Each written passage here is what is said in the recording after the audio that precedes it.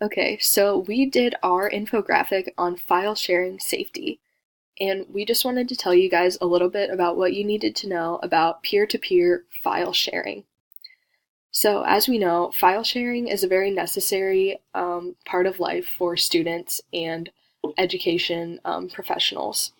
So, we are definitely going to need to know how to keep ourselves safe and also to keep school computers free of viruses.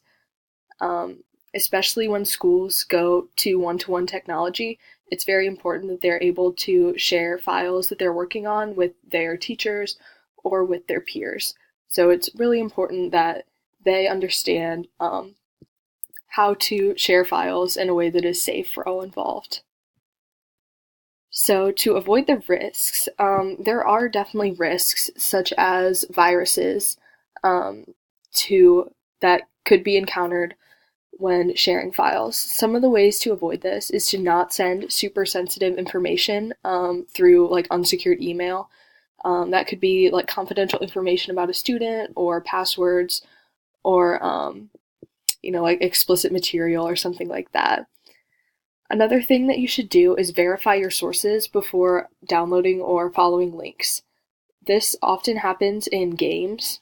Um, People will send games to your email, and if you click on the link to download it, you could download some pretty nasty viruses. So we definitely want to avoid that and make sure that our students understand that. You could install a firewall, which helps keep viruses away. But mainly, you just need to take caution when you're interacting with suspicious files like .wma and .exe files because those are the ones that are most often associated with these viruses.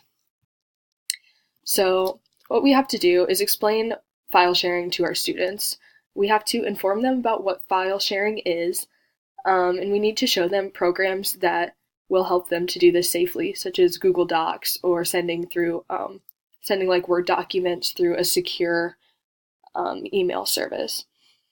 And we also need to be good examples of file sharing by not sending any sensitive information through your students through unsecured email.